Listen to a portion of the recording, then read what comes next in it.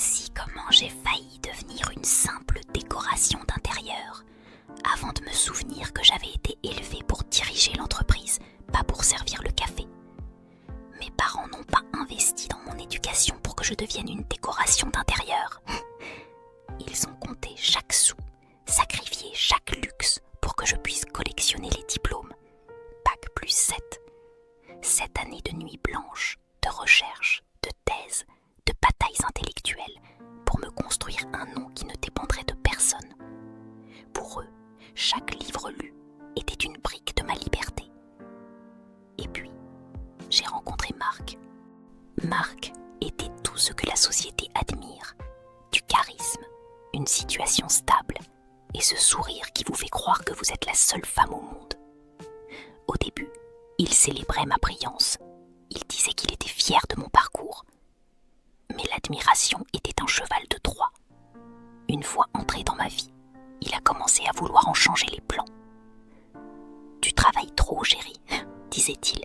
« À quoi bon tout ce stress ? Ma carrière suffit pour nous deux. J'aimerais que quand je rentre, la maison respire, que tu sois là, tout simplement. » Oh là là, quel amour! Le piège, le mot « tout simplement » était l'insulte la plus violente qu'il pouvait me faire. Il ne voulait pas une partenaire, il voulait une servante de luxe. Une femme qui utiliserait son intelligence pour tresser des tables parfaites et son bac plus 7 pour gérer l'agenda de ses dîners mondains. Il voulait que je range mes ambitions dans le tiroir à couvert. Je me souviens d'un soir où il avait invité ses associés.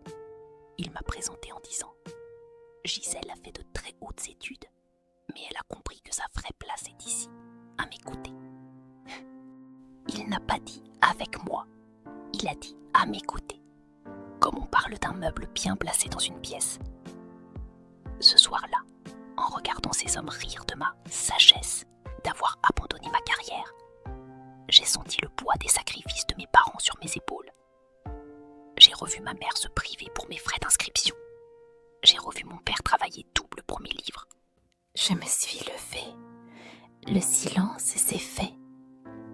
Marc se trompe, ai-je dit, ma voix résonnant avec une clarté chirurgicale.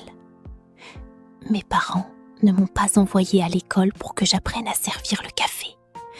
Ils m'ont appris à diriger l'entreprise qui le produit.